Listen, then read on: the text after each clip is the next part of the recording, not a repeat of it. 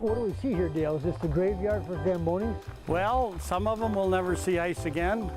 There are a few in here that when we get the time, we will haul them in and get them fixed up. Dale Hanson works in a unique graveyard, one reserved not for zombies, but Zambonis. That's right, at R R Specialties of Wisconsin, they work on a machine that is by itself an attraction at hockey rinks. What about the name Zamboni? Where does that come from? That comes a family name. Frank Zamboni was the one that started the company. Okay. Frank Sr. He had a vision, huh? He had an ice business is what he had. Okay. Way back in the 30s and 40s. Refrigeration comes along, refrigerators, freezers, he's got no business anymore. He needs to come up with something. His big break, Sandra Henney, the figure skater, Uh-huh. she saw one at one of the rinks and he had one that he would take from wherever she went to skate. She would have that brought along. These machines have become part of the all-ice shows ever since. Before they arrived on the scene, it was a little bit more, shall we say, icy-dicey.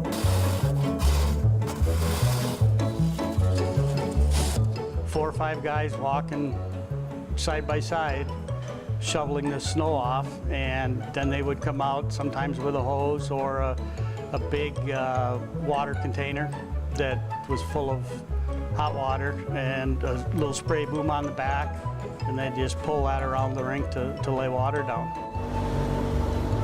When they hit the ice, the drivers became a part of the show, the rink a personal garden, and you had to know how to handle the big boy.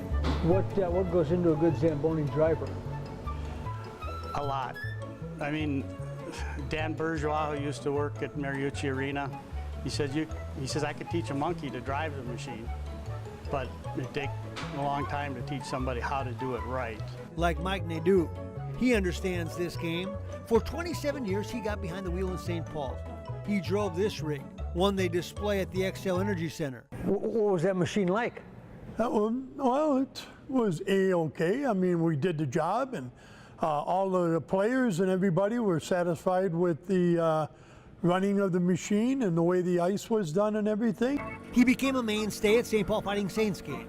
And the ride between periods, well, that was a thrill. I had a lot of people scream, "Mike, Mike," and I enjoyed that. He will tell you, this look, when the work is done, when the ice shines and holds just a little top water, is like an artist looking at a completed canvas. And it takes maybe about 3 to 4 minutes to dry.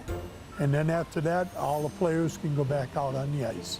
My first ever ride on a Zamboni. All the sports I've covered all these years. Today, the machines are a little more modern, but the allure of being behind the wheel is as real as a hockey dream. It's what I wanted to do ever since I was a kid. I always made my parents stay late and get there early at the Met before a North Star game to see that machine. You like watching it, huh? Oh yeah. Always will and always have. Yes, and here he is, performing and serving a function for the Minnesota Wild. Do teams make suggestions to you as to how they like what?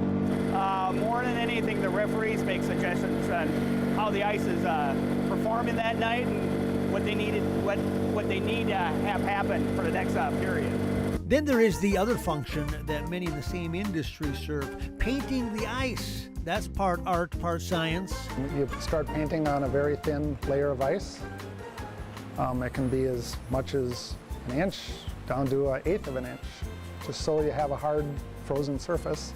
Thus begins an annual journey to buildings across the country for Dan Luedke. Every fall he goes to what are his canvases, bringing color to ice. The faster it freezes, obviously the less place it has to go, so it stays whiter.